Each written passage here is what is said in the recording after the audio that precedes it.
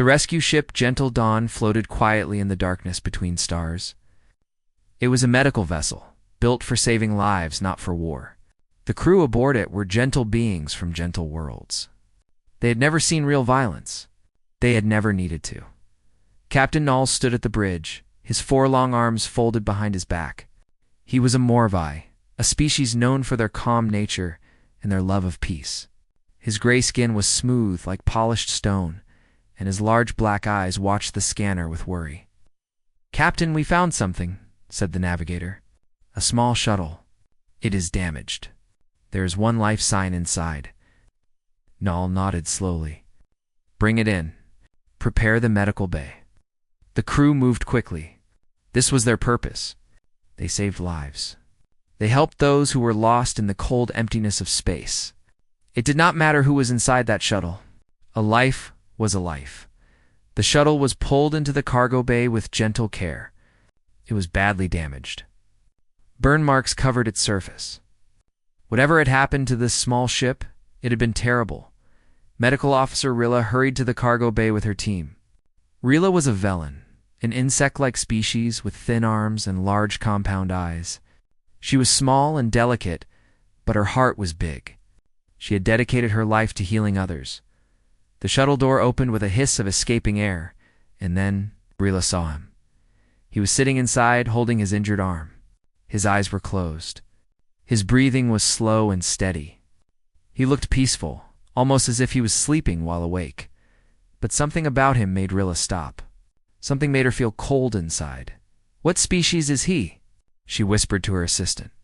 Her assistant checked the scanner. His face went pale. "Rilla, he is from a Class 12 world." Rilla felt her legs grow weak. Class 12. The highest danger rating in the Galactic database. A death world. A planet so dangerous that no civilized species would ever set foot on it. What world? She asked, though she was afraid to hear the answer. Earth. The word hung in the air like poison dot. Earth. Rilla had heard stories about that world.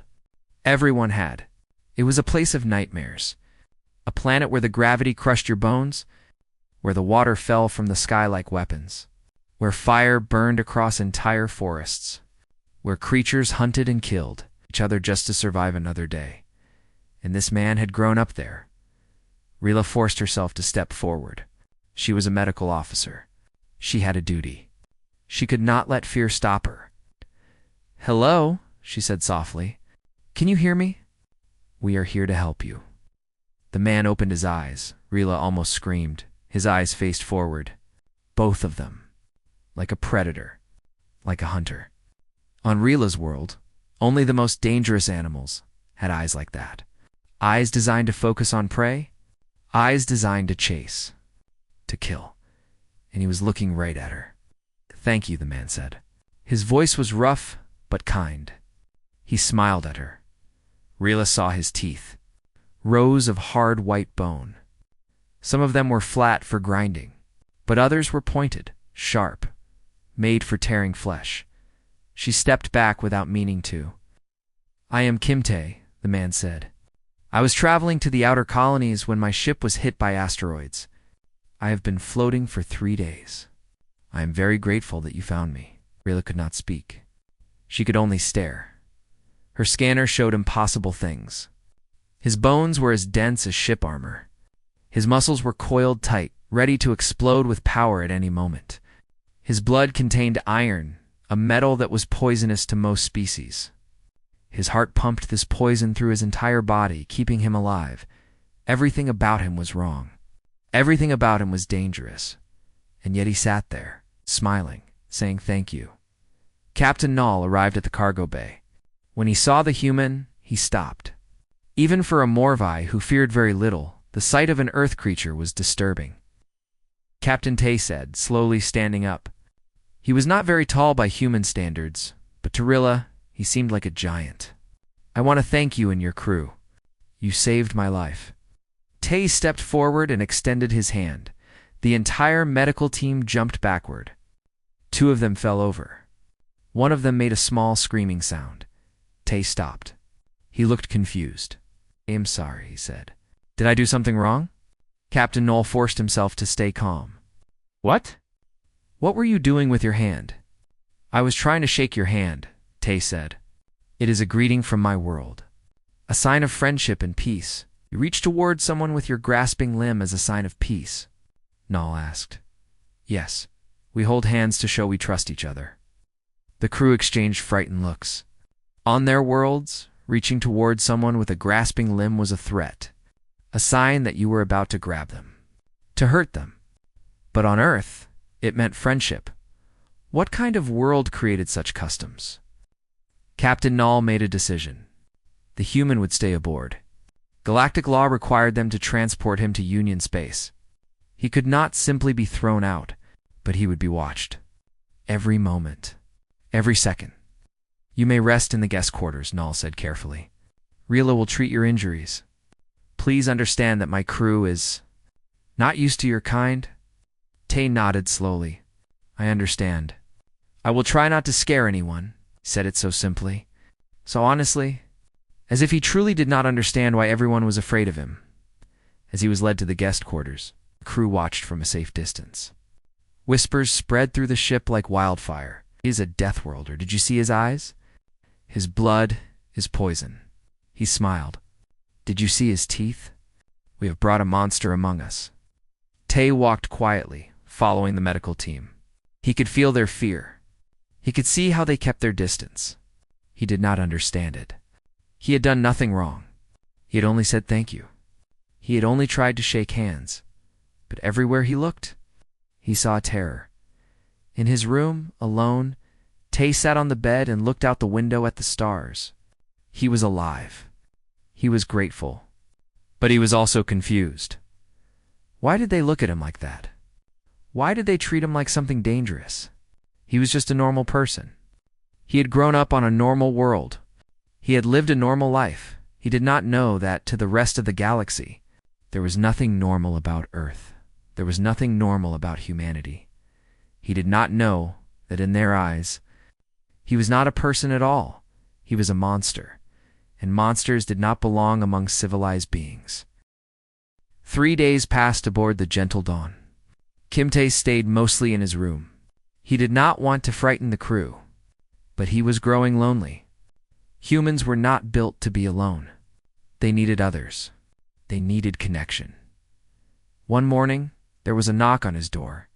Tay opened it and found a Velen standing outside. She was different from Rila. Her eyes were larger, and she carried a small tablet in her thin hands. She did not step backward when she saw him. She stood her ground. Hello, she said. My name is Bayuna.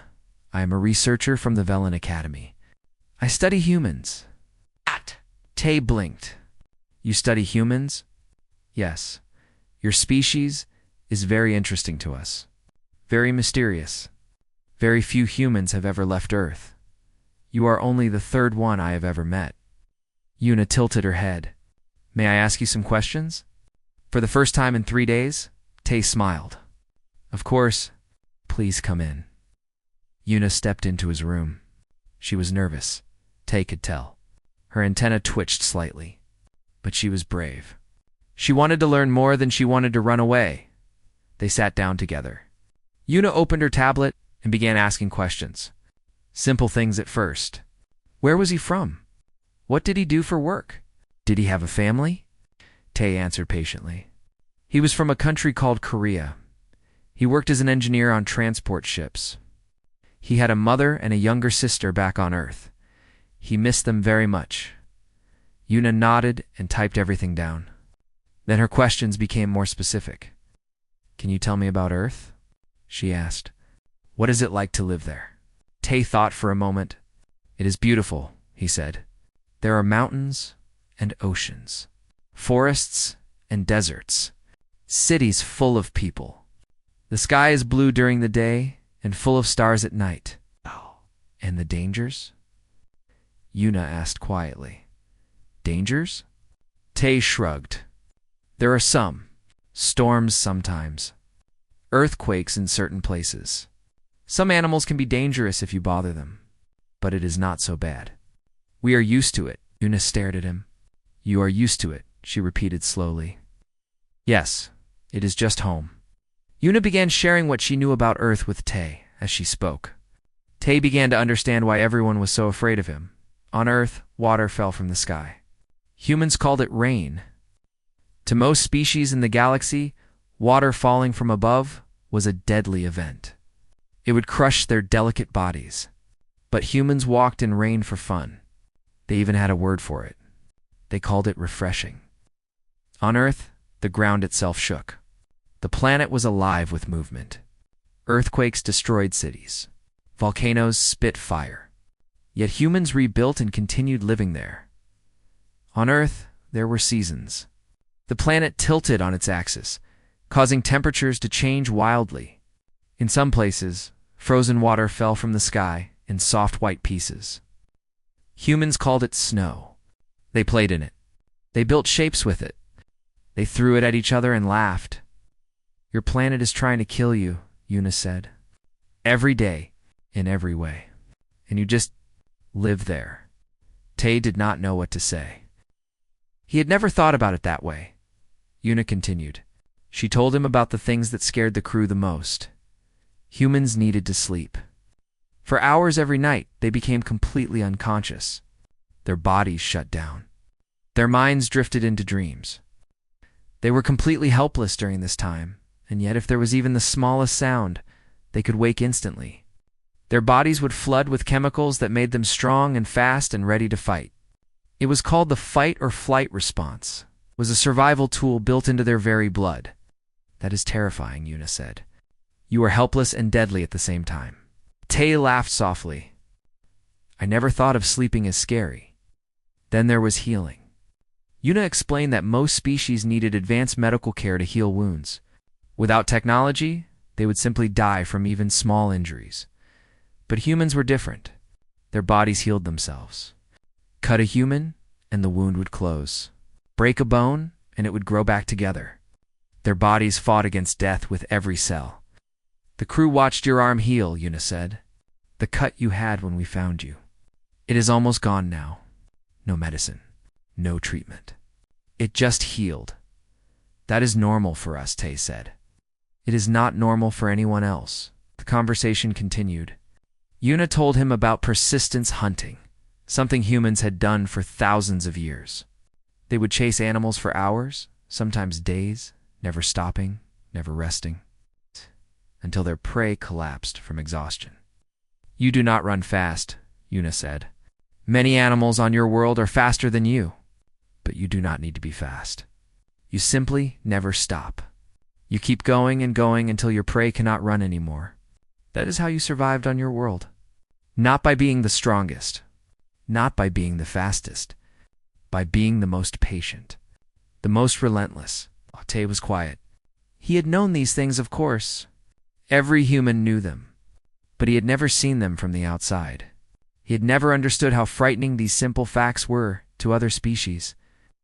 There is one more thing, Yuna said. Her voice was softer now, almost gentle. Humans bond with things. Bond? You form emotional connections, strong ones, with family, with friends, with pets, with objects, with ideas.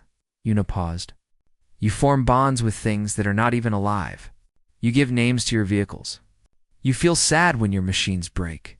You protect creatures that are not your own species. You would die for a stranger if you believed it was right. Tay nodded slowly. Yes, that is true. No other species does this, Yuna said. No other species cares so deeply about things outside their own kind. It is strange. It is illogical. She hesitated. It is beautiful. For a moment, they sat in silence. Then there was a commotion outside. Voices, running footsteps. Tay stood up quickly, his body moving before his mind could think. His eyes scanned the room. His muscles tensed, ready while Yuna watched him. In that single moment, she saw everything the database had warned about. The predator instincts, the survival reflexes. The creature forged by a world that wanted him dead. But then Tay looked at her and his eyes softened. He was not a monster looking for prey.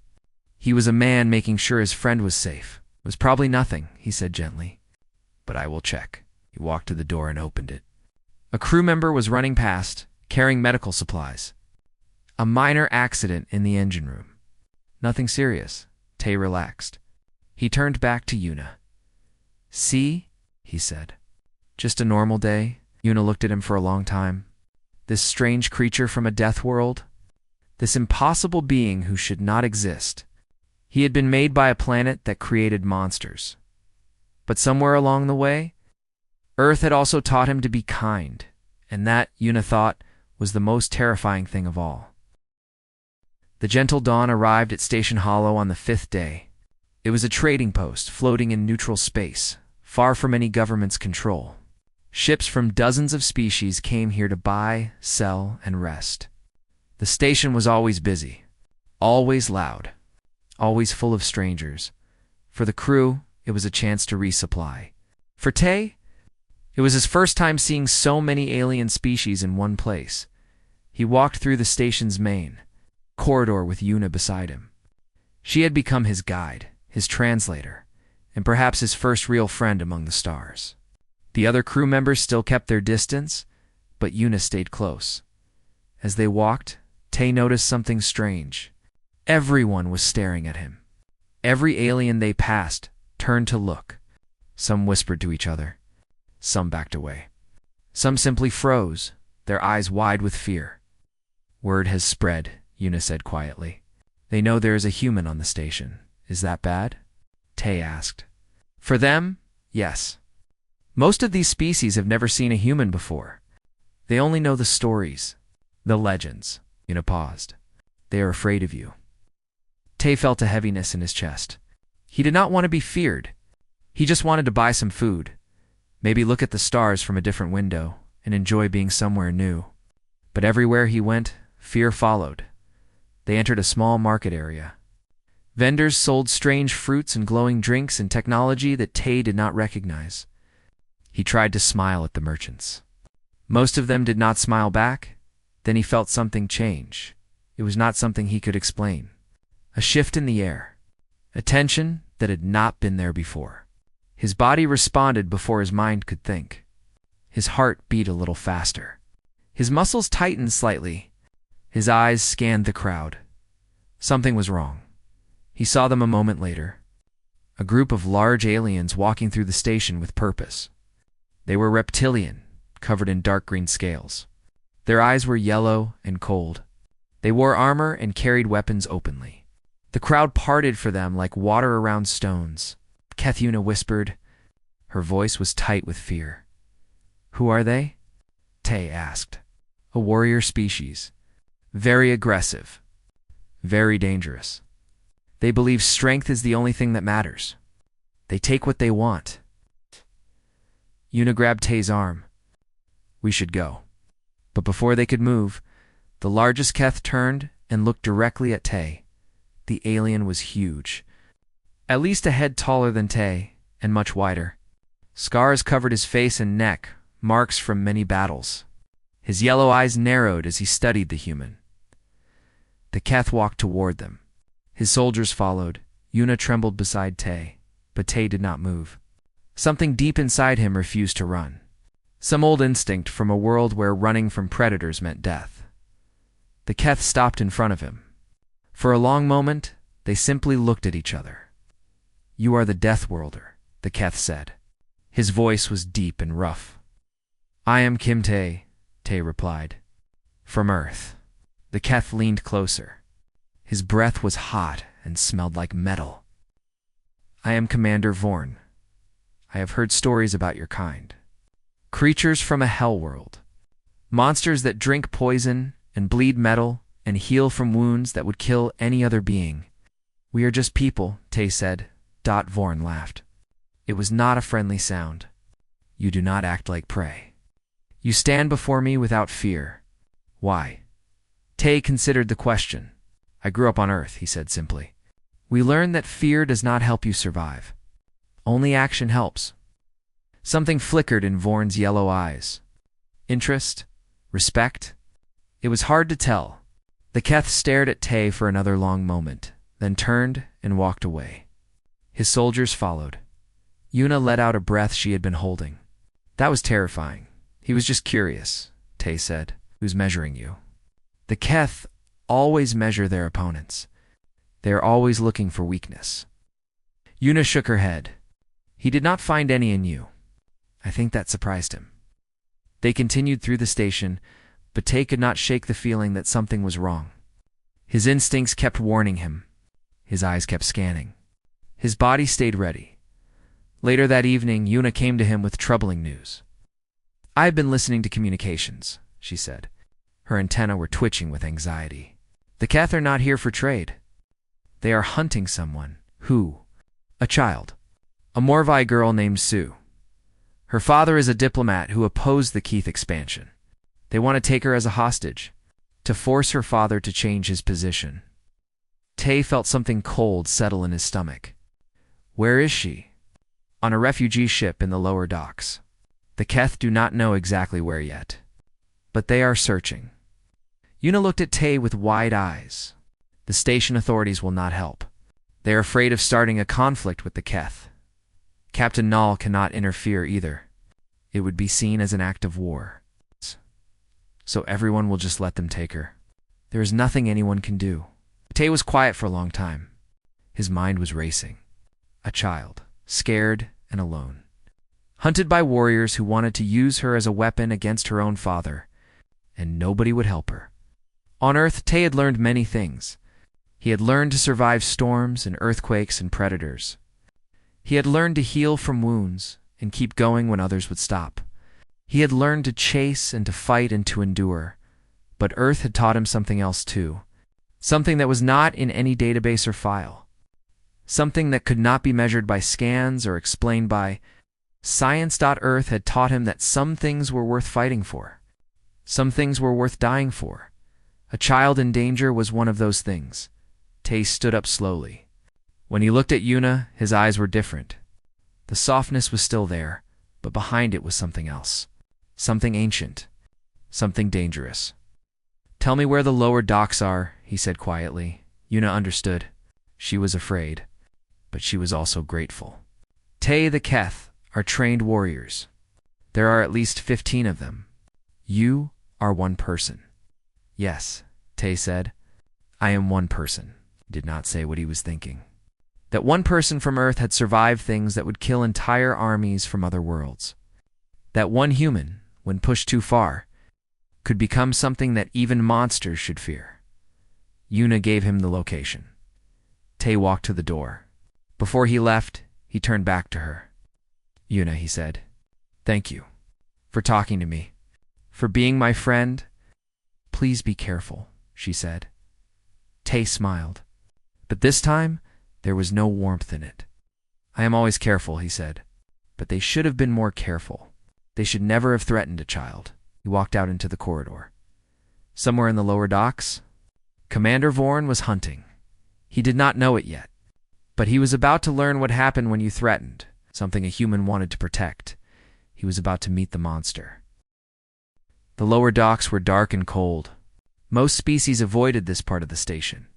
The lights were dim, the corridors were narrow, and strange sounds echoed from every direction. It was the perfect place to hide. It was also the perfect place to hunt. The Keth moved through the shadows like predators. There were 15 of them, all trained warriors. They had tracked their target to this section of the station. The refugee ship was somewhere nearby, and inside that ship was their prize. A small Morvi girl who would bring her father to his knees. Commander Vorn led his soldiers through the corridors. His yellow eyes scanned every corner. His claws clicked softly against the metal floor. He felt powerful, unstoppable. He did not notice when the human entered the docks behind them. Tay moved differently now. On the main station, he had walked like a friendly traveler. Here in the dark, he walked like something else. His footsteps made no sound. His breathing was slow and controlled. His eyes had adjusted to the darkness, and he could see everything. Earth had given humans many gifts. The ability to adapt to any environment was one of them. In bright light, human eyes worked well. In darkness, they adjusted. Not perfectly, but enough. Enough to hunt. The Keth soldiers did not know they had become prey. The first soldier died without making a sound. One moment he was at the back of the group. The next moment he was gone. Pulled into a side corridor by hands that moved faster than he could react. A quick strike to the throat. A body lowered silently to the ground. Tay did not feel proud. He did not feel powerful. He felt only cold purpose. These creatures had come to take a child.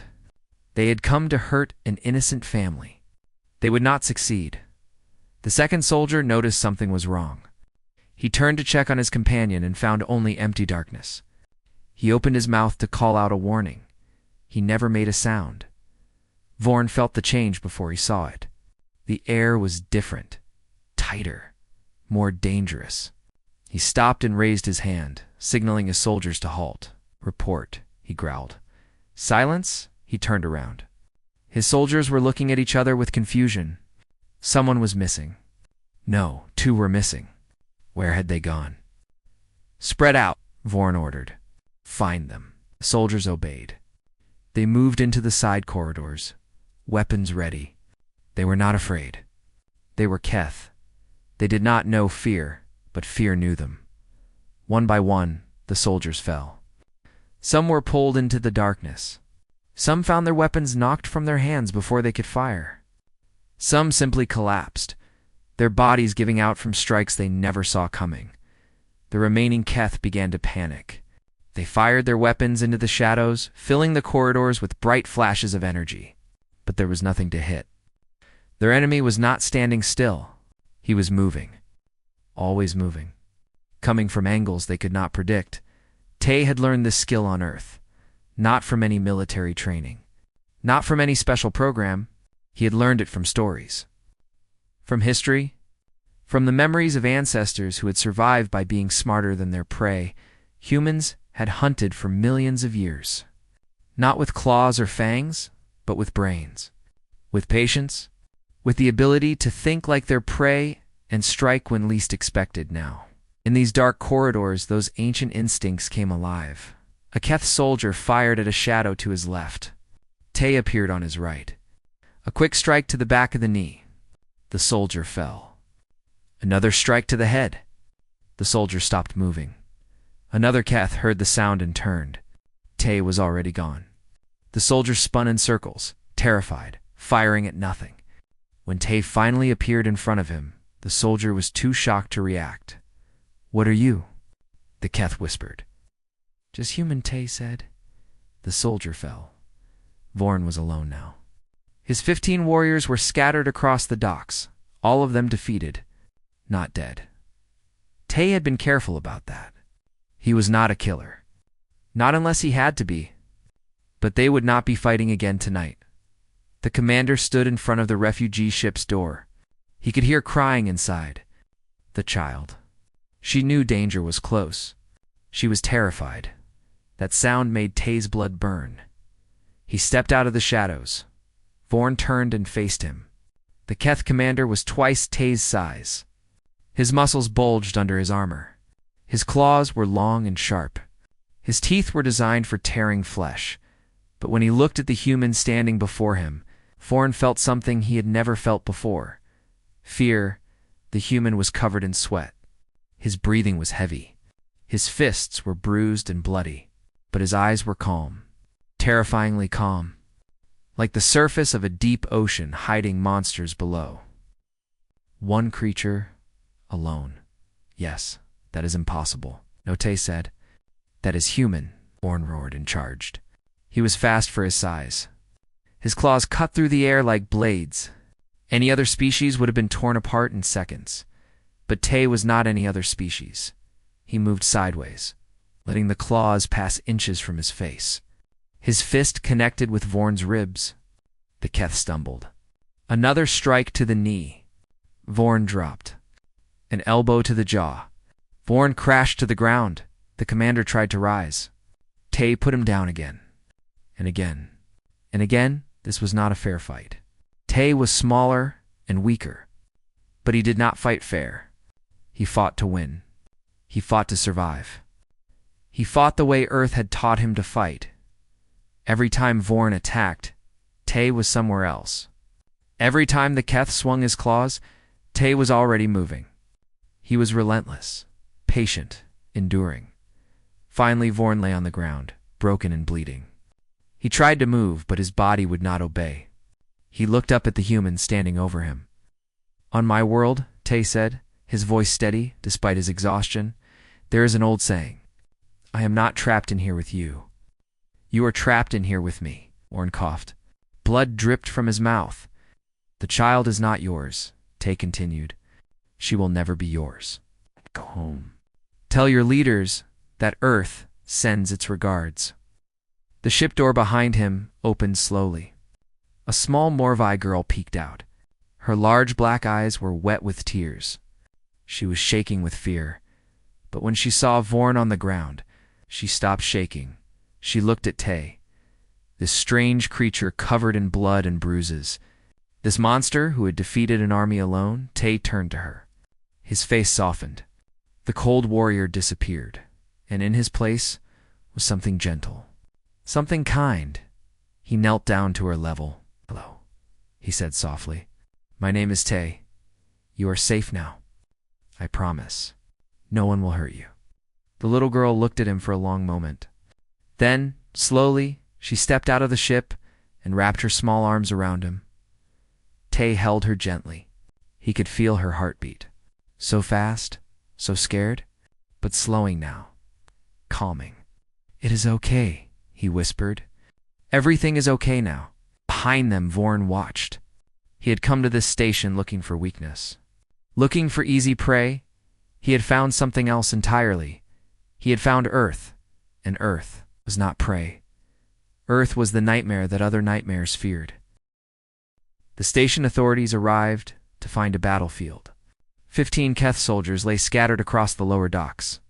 All of them were alive, but none of them were able to stand.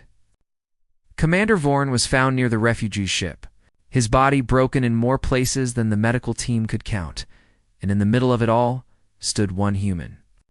Holding a small Morvi girl in his arms, the news spread through Station Hollow like fire.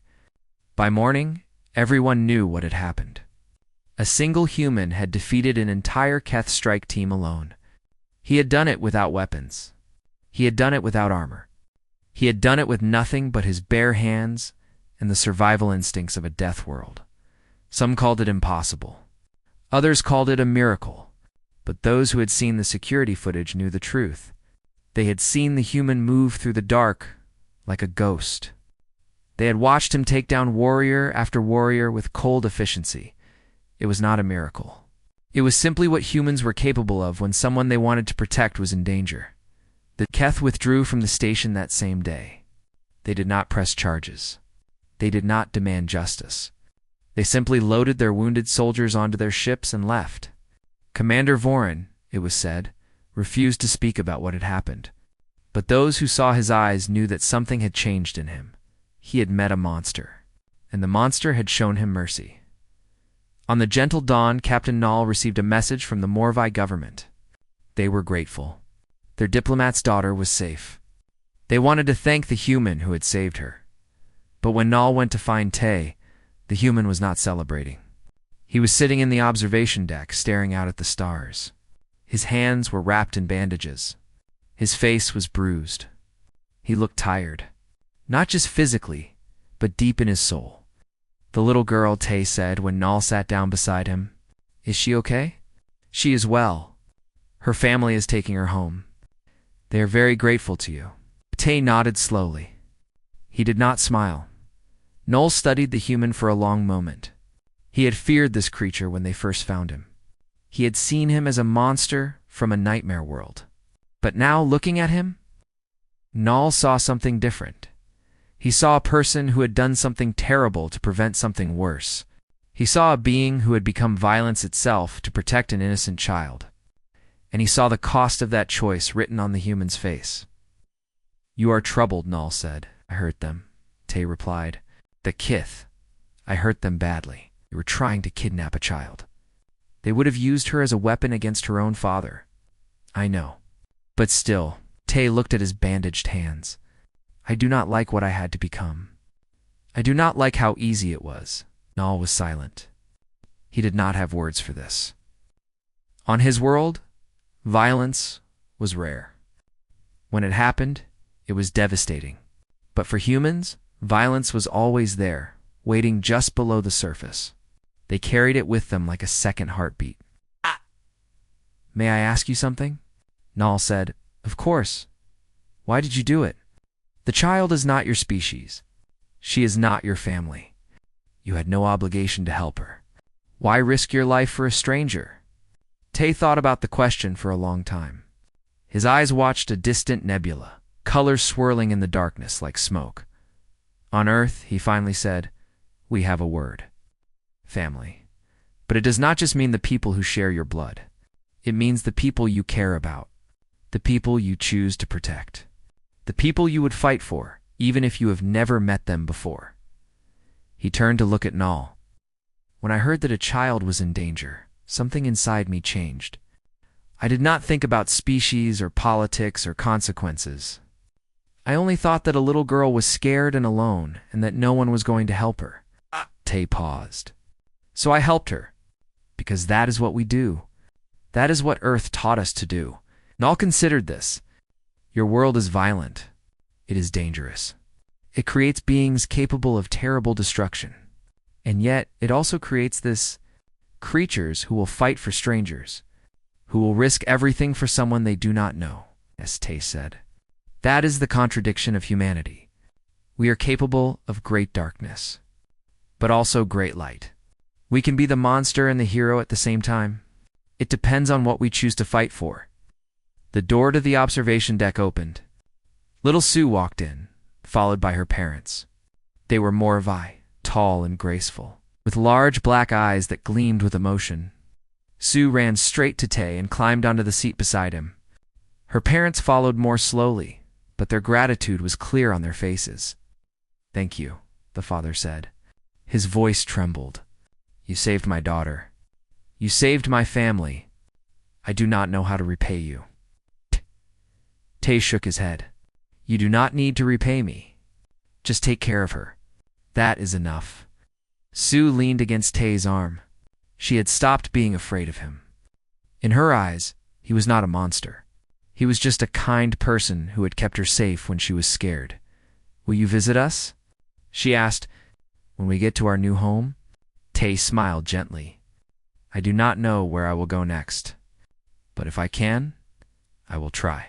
Sue nodded seriously. Promise? Promise. The family left a short time later, but Sue kept turning back to wave at Tay until she was out of sight.